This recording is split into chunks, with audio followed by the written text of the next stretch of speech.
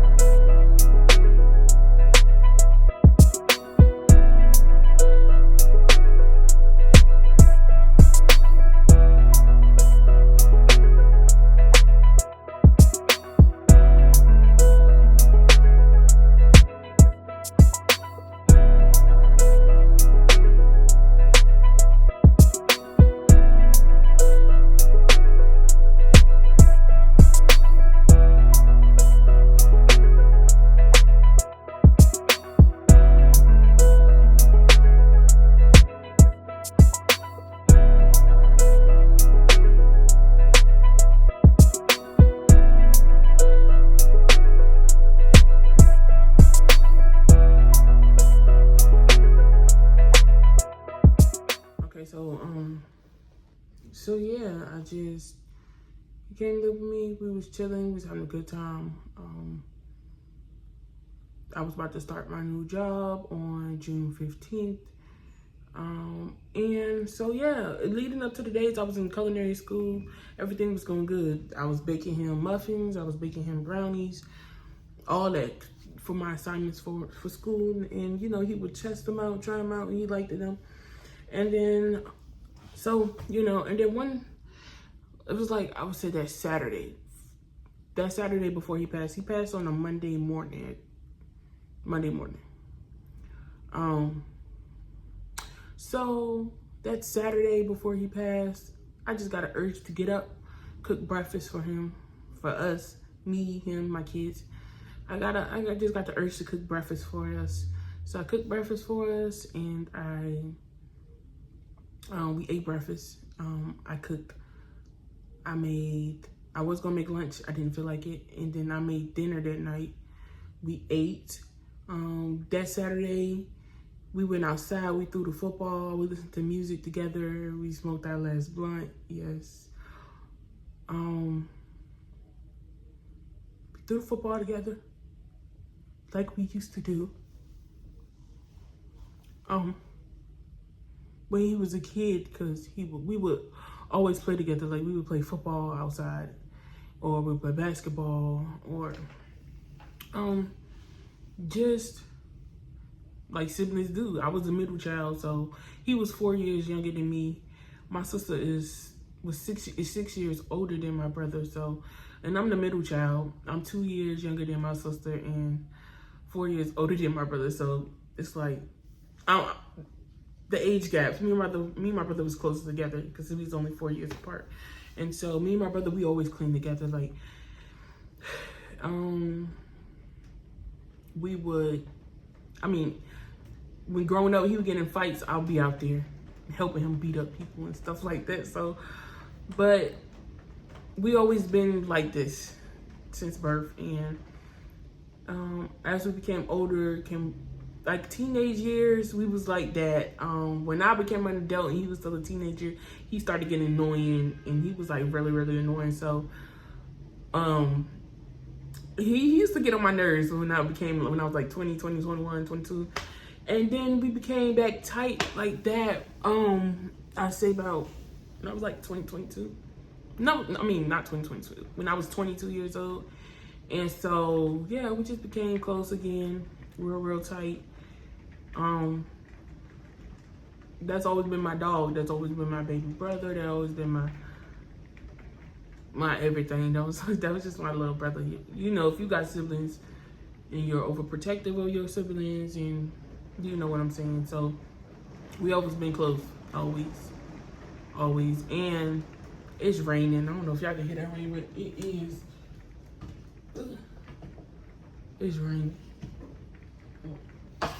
And so, yeah, and then, so that Saturday we went outside, we threw the football, we smoked our last blunt together, we listened to music, we were just happy. And then that Friday before that Saturday, that Friday we went on our last car ride together. I didn't know it at that time it would be our last car ride, but yes, we went on our last car ride.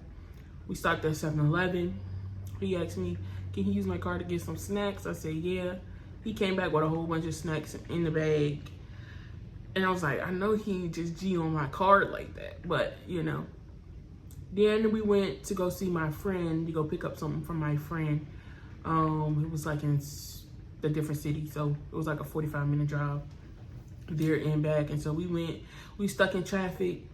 Normally my sons would throw something out the window and stuff, and then my brother was like, well, y'all stop throwing stuff out the window? And I'm like, excuse me, I'm like, since when do you care if they throw stuff out the window? You never cared, like, what is going on? And he was just like, yeah, I know, but they don't need to be throwing nothing out the window or whatever. So I'm like, okay. So we went, we finally got to the destination. My heart is like racing.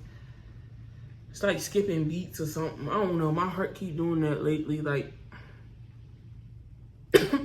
skipping beats and like palpitating, like skipping whole beats. Trying to make a little anxious to breathe. Hold on now, I hope I ain't dying. But anyway, so yeah, we went for our car ride, and I stopped at my friend's job. He gave me and the boys some Wendy's. My brother was mad because my brother wanted some food, so my friend was like, well, I'm gonna go back in there and I'll get you some. He's like, all right. I said, this nigga don't need no food.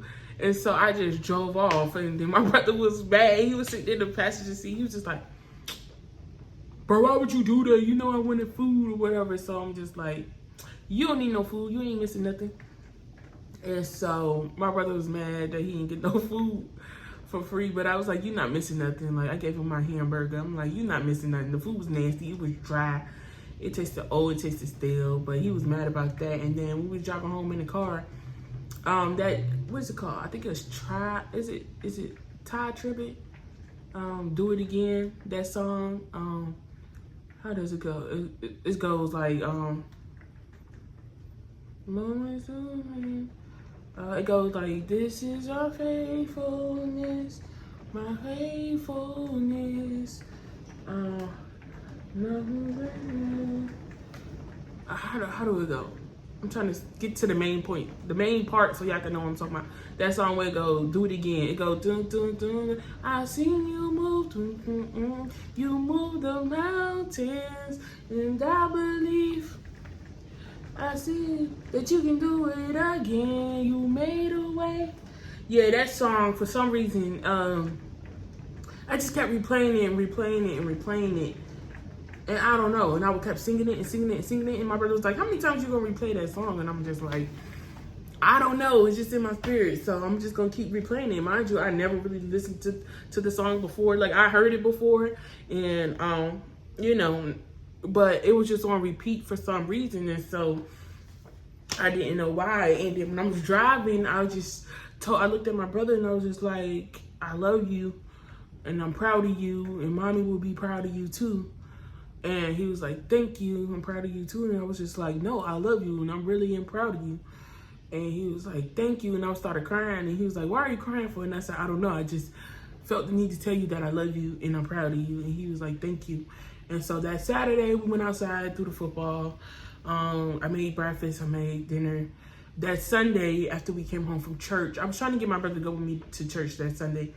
he didn't want to do it. He said his stomach was hurting or something like that, so he didn't go. So I left for church without him, me and my kids, and then we came home.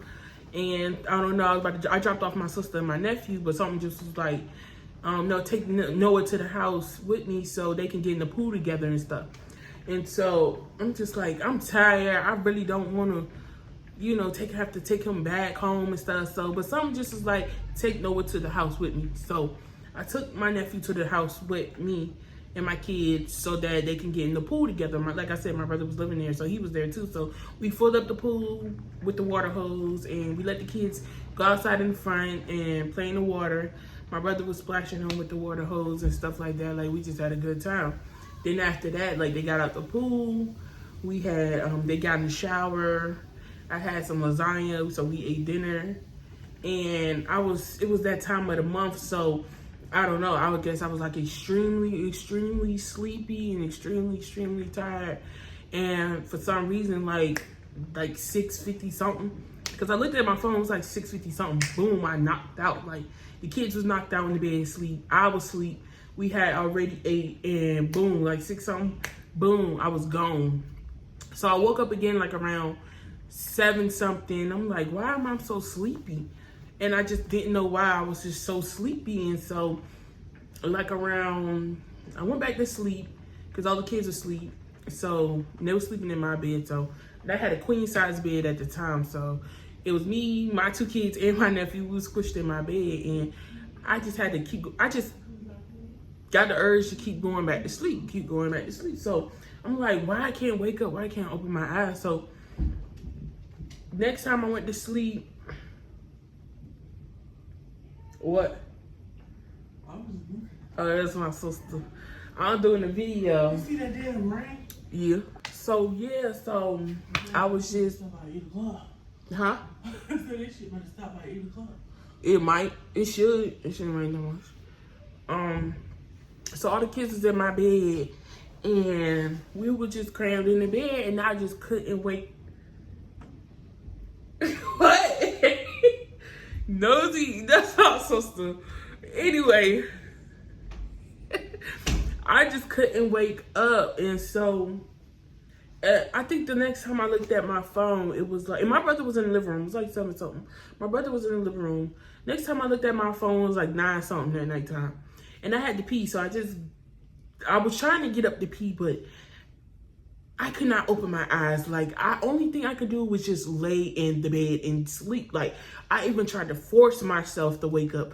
I didn't have no energy for some reason. I was just so drained, and I just couldn't wake up. And I'm like, I gotta pee, but I just couldn't wake up. And then when it was about 10:30 at nighttime, my brother woke me up. He was like, cause at that time at my old crib, like the toilet kept overflowing and kept overflowing, so it kept getting the carpet wet and stuff. So maintenance was back and forth in my apartment, trying to unclog the drains, calling the drain people, trying to get them to unclog the drain so the toilet could stop overflowing. But the toilet kept overflowing or whatever, and so he went to go use the bathroom, I guess, and he was like, the toilet overflowing again. And I was like, all right. So I got up to go look, and I stood beside him. We was in the doorway, and I had stood beside him, and I went to go look, and like for some reason I was about to. Something told me to do like a playful punch on him, and I'm like, it's 10:30 at night. Ain't nobody got time for it all day. We're all done. Okay, I'm closing my door and do my video. Mommy, when you done? Close my door. Can I get some cake? Close my door. Okay, After I look at the room. So I'm like, it's 10:30 at night. That's my baby boy. I made them go clean up their room. But anyway, I'm like, it's 10:30 at night. And before, if you say, oh, you didn't let him get a cake or a chip, he just had some when he came home from school. Today's the last day of school.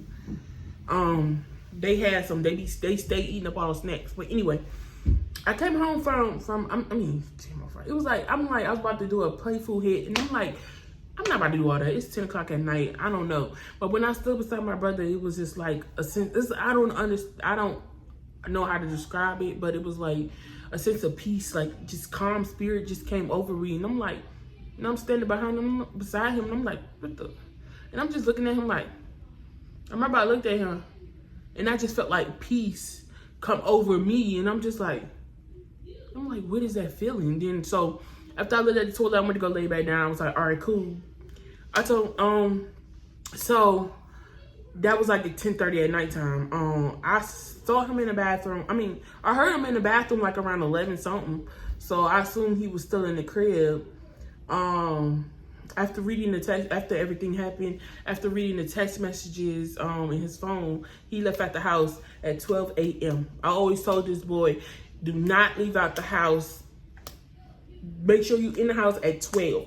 He decides to leave out the house at 12 a.m. on June 12th for 2023 to go hotboxing the whip with his friends, his alleged friends. Anyways, so he went to go hotboxing the whip with his friends, and I was asleep. Like I said, I was asleep. And then I finally woke up to go pee. I finally woke up at, what time was it when I seen those messages? I finally woke up like around, I would say it was an hour, so it was about 2, what time was it when I woke up? It was around, it was like 3 something in the morning. I was finally able to wake up and go use the bathroom. And so when I finally went to go use the bathroom, I sat on the sofa and, I don't know, first thing I did, I grabbed my phone off my bed and I went in the bathroom. So I had grabbed, so I grabbed my phone, went to go use the bathroom, turn on the toilet, whatever. And I looked down at my phone. Now, normally I don't go on Facebook, but I, for some reason, went on Facebook and I had searched. I was on Facebook and then I had decided to check my messages. And I had seen a message, I'll show y'all the messages. I had seen the messages that was like, call me, MICAH been shot. Call me as emergency, and like his friend was just blowing me up on Messenger, calling me. Mind you, the calls wasn't coming through because, like, I guess if you never message somebody, he's not gonna call through. So unless you accept it. But I seen all the missed calls and I seen reading the messages, and I'm like, what? I said, hold on. So I said, Micah, and I was calling him, and I ran in the living room. And he wasn't in the living room, but I seen his phone on the sofa. So I'm calling his phone. No, I ran in the living room. He wasn't there. So I'm calling his phone. His phone started ringing. His phone was on the sofa. So I'm like, all right. So I'm calling back Cameron. I'm calling back his friend. And I'm like, what happened? Where was y'all? He was like, so he finally got in contact with me. He was like, Micah got shot. Out the hood. And I'm like, what hood was y'all in? He was like, I was in your neighborhood. It was in the front. Mike got shot at the hood. I've been trying to call you. I said, well, which hospital did they take him to? He's like, probably, I don't know. I've been calling around. He said he's been calling around trying to get information, but the doctors wasn't giving him no information. So I said, well, I'll call around and see. I'm thinking more than likely he's probably the main hospital that's in my city, which is literally, it was 2 minutes from me. Like, the complex that I was in, you go over the bridge, you right there at the hospital. Like, basically, it was basically across the street. Like, come out the entrance, make that turn, boom, over the bridge, there go to the hospital. So I'm like, all right. So as I hang up the phone with his friend, I'm like, all right, I woke up the kids. I woke up the kids. I'm shaking, I'm panicking, and I woke up the kids and I'm like, y'all get up. We gotta get dressed. We gotta go. Get up. They didn't want to get up. They were still tired, sleepy. I'm trying to get all 3 of them dressed. I'm trying to throw on my dress. And as I'm getting dressed and as I'm getting the kids dressed, because it was me, my kids, my 2 kids, and my nephew. So it was 4 of us. So I'm trying to get myself dressed and all 3 of them dressed so I can head to my sister's house. As I'm doing all that, I get a call from the doctor.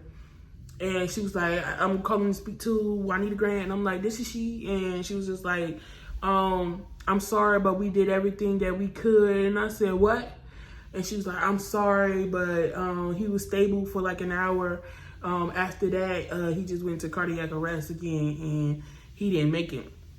And that moment, I felt like my soul left my body because I was screaming and like I dropped the phone. I heard the phone go beep, beep, beep because the doctor had hung up. I was screaming. I started hyperventilating, like I started sweating. I started getting hot. I needed air. I felt like I was claustrophobic. Like I just needed air, so I went outside and I started screaming to the top of my lungs. Then I came back in the house after I tried to regroup myself because I didn't want to scare the kids. But at this point, they already see me freaking out, so they just looking like, what's going on? So I called my sister and I was like, Micah got shot. And she was like, what? Mind you, it was like 3 something in the morning. She up. She up. She wide awake. I said, she ain't gonna answer. So I'm calling her. I'm like, I called her once. She answered. I was like, Micah got shot. She was like, what? So I'm like, Micah got shot. And she was like, nuh-uh. I said, yes, he did. Micah got shot. And I said, he gone. And then she was like, nuh-uh. Like she was in disbelief. I said, click. Like, I'm not about to keep doing this. I'm not about to. I done told you about 3 times. You in disbelief. I'm in disbelief. Boom, I hung up the phone. So, get dressed, finally heads to my sister's house. I guess my sister woke up. My aunt was like, get up. Micah got shot. And so, I head to my sister's house. My aunt was there. So, I'm telling her, like, Micah got shot. He was outside, whatever. Blah, blah, blah, blah, blah. He didn't make it. So we all freaking out. So my aunt told me, drop the kids off. Leave the kids with her and we go to the hospital, me and my sister. And so my aunt, she calling everybody. She called my cousin. He was already up. Then I guess they called my other cousins and her husband, and I guess they called pastor and all the number, whatever, my pastor and stuff. So once we dropped the kids off with my aunt, I was in the street and I said, bro, they killed my brother, bro. They killed my brother. And then like I was screaming to the top. I wasn't screaming, but I was talking loud, and then I just broke down crying again. And my aunt told my sister to drive, so my sister drove us to the hospital. We got there because the doctor told us to come. We got there, we couldn't get inside because when it's like a homicide or whatever, the hospital was on lockdown. They said the hospital was on lockdown. And so the police officer, and I'm telling them, well, I'm Micah Grant's sister, blah, blah, blah. And police was like, yeah, I'm sorry to inform you, but your brother has passed away. And so I started crying or whatever. And then that's when the police was like, we need to question y'all. Can y'all come down to the station and bring Micah's phone? So, because I told him, his phone was on the sofa. And so we went down to the police station. We brought his cell phone. After we did that, we was in the police station for hours. They was interviewing me and my sister. We was in the, room where they interrogate you and find out what you was doing prior to everything happening. They searched my phone. They searched my sister's phone. They searched my brother's phone. And I'm like, hold on, how long, wait, how do I even know it's my brother that, that even got shot, So she showed me a picture of him, and yeah, it was him, so I started freaking out.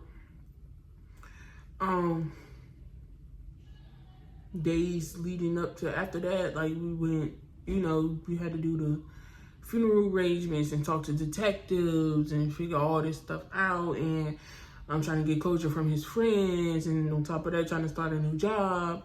And then we had to move out my apartment because, they didn't know if it was going to be a retaliation, if they had to try to come back or whatever. So I had to move out from my apartment, and it was just a lot. We still don't have closure to this day. They are close to making, to solving some stuff. I pray that they do solve it soon, because even though it won't bring him back, we still have closure. But yeah, long story short, my brother was shot and he was shot once in the chest. The bullet went through his chest, through his lung, punctured his lung, and he had bullet fragments in his back. So it was just one shot, and he was shot with his own gun. Everything that his friends told me that they was in the car, is 5 people in the car. I guess 3 suspects or whatever. You know, they found my brother shot. They found another dude shot, and they found the dude with my brother's gun on him. But not to give out so much information or whatever. I still don't have closure. We still don't have closure. I still don't have closure, and I will never probably have closure, because knowing all that happened, and I was in the house and I could not wake up, and I had a gun too. Mine was registered just like his was, and we never, to know that I was right there in the house and all that just happened, like buildings down for me, you know, I could have been there. Had I known what was happening.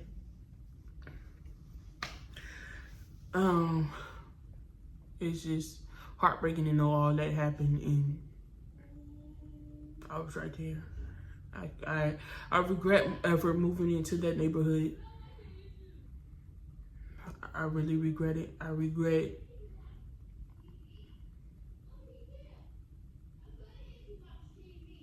not being able to help him.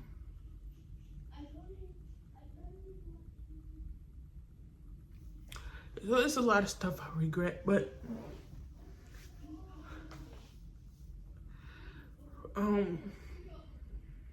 to my brother, I know it's now been 2 years, and it don't feel like 2 years, but it's been 2 years. He was 22, because I was 26 when he passed. I'm 28 now, so yeah, he was 22. I feel like he still had his whole life ahead of him. He was just doing amazing. He had graduated from an HVAC class. He was now doing the maintenance man. He was now the maintenance man in his neighborhood. He was doing amazing. I know life has always been hard for him, but you know, to my brother, I know, even though you'll never be able to see this or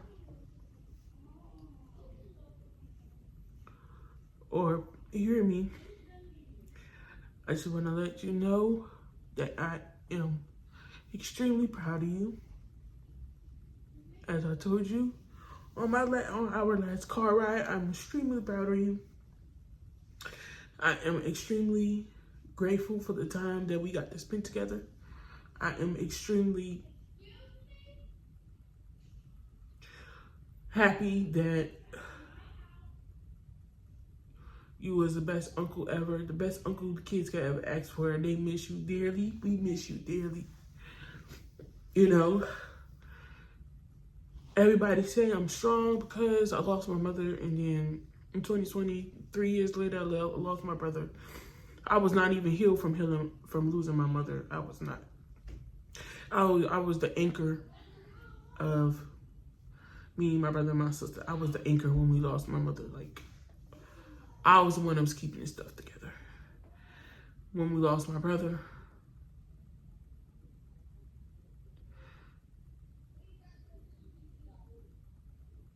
me and my sister, we lose our own strength. Like, she had her own strength. I had my own strength. We grieved it differently. I don't know what she went through, but I know what I went through, and I was so depressed. I was sitting in the living room. I was sitting in my living room, and I used to just stare at the walls.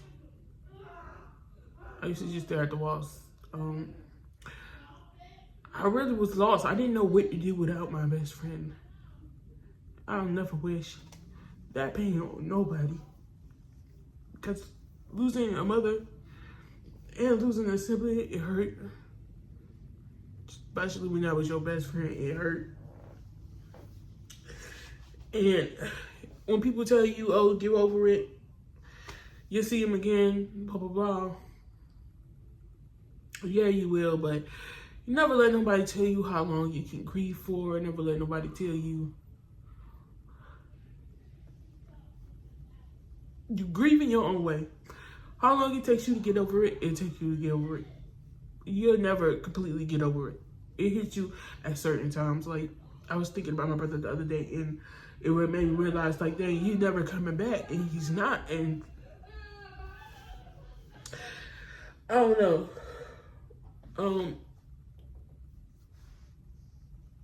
You know, some people say, oh, get over it. You'll never get over it. It hits at random times. It hit at random moments. Like now, realizing that it has been 2 years, all I can say is, I never thought I'd be sitting here doing it. And I miss my best friend.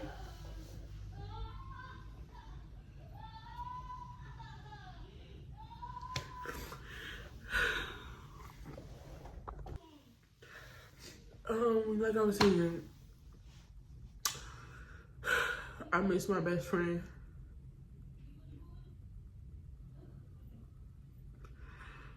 I miss our laughs, our jokes. I miss smoking a blunt with you, even though he wasn't supposed to. He showed me how to roll up.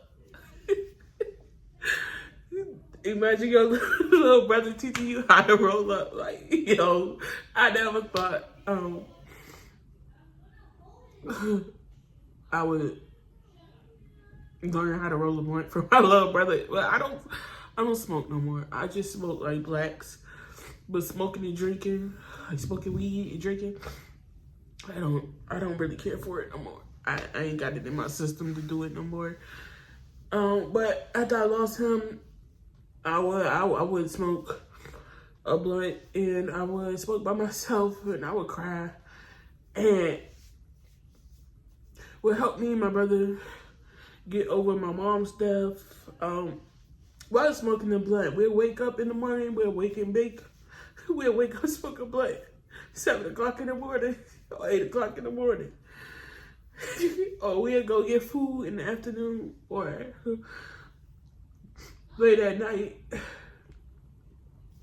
and we would hotbox in the whip in my car, and we'd be high, and we just be eating and smoking and like that. I know we not supposed to do it, but that was just us. That was what we tried to cope with in life. We lost our mother. We was our own support, because when we lost our mother, ain't nobody invite us to like family events. Like, me, my brother, and my sister lost our mother. People were just telling us to get over it. Blah blah blah.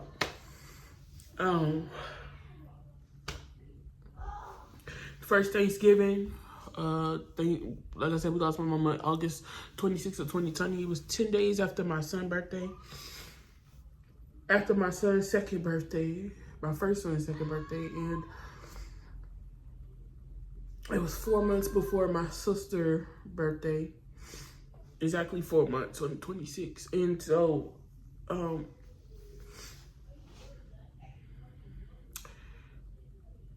first Thanksgiving, November 2020, we got invited to Thanksgiving, but nobody, like Christmas, me, my brother, my sister, and my kids, and my nephew, we spent it alone. We didn't get an invite to Christmas. Mother's Day, we got an invite an hour before the events. When nobody trying to invite us over. Everybody, it just felt like when my mama passed, now I do see, like when my mama passed away, I guess people only treated us good because of the love that they had from my mother, because when my mother passed away, ain't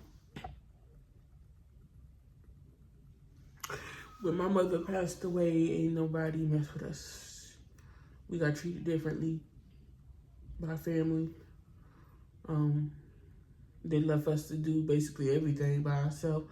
They didn't help clean out my mama's apartment. They just got their mother's stuff out, their mother's stuff out the apartment, and left us with all my mama's stuff. You didn't want to help clean out the apartment. But when me and my sister finally got the courage to go back to clean out the apartment and get some stuff, maintenance had already threw everything away. The apartment was cleaned. The apartment was repainted. The only thing that wasn't changed was the locks. So I was pissed about that. But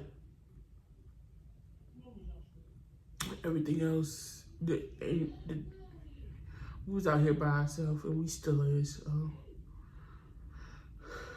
For real, all me and my sister got is each other and these kids, because if it wasn't for each other, we'll be out here lost. Because yeah, we got family, but you know, they'll watch a kid if you need to, if you beg them to, or they'll cut their hair or whatever. But anything else, like, I really got my sister to depend on, and she got me. We really ain't got nobody.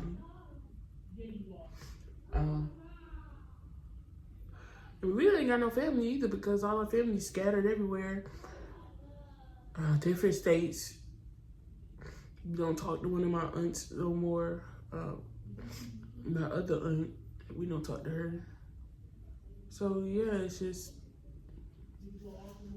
because everybody did their own thing. But all in all, I just want to say, gun violence to these young people who like to play around with guns, who like to kill people, who like to do all that gangbanger stuff or robbing people and stuff like that. I just want to say, don't do it. Before you pull the trigger, think about the people's lives you're messing up. Thinking about your life. Think about your life that you're going to mess up. Think about your family. How it's going to affect your family. Think about the victim's family and how it affect them, because not only did you take a brother, the person who killed my brother, not only did you take my brother, you took an uncle, you took a nephew, you took a friend, you took a cousin, and you turned my life upside down by taking my brother, because that was my support system. That was part of my support system, and he was young. Like, young people, and gun violence is not the answer. Like, y'all gotta stop this. It got to stop. You gotta do better as society. You gotta do better.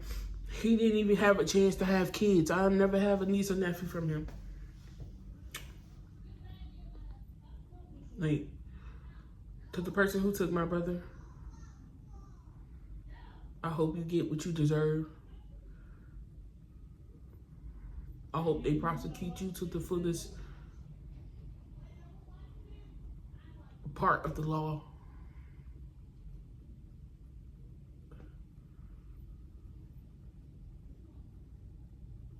And I hope that guilt eats you alive every day, knowing you took somebody special away. For what? For what?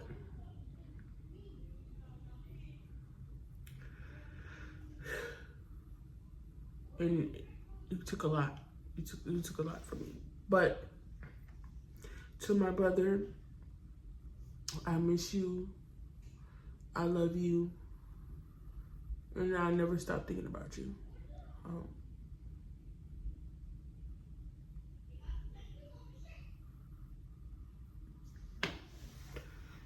And it's never goodbye.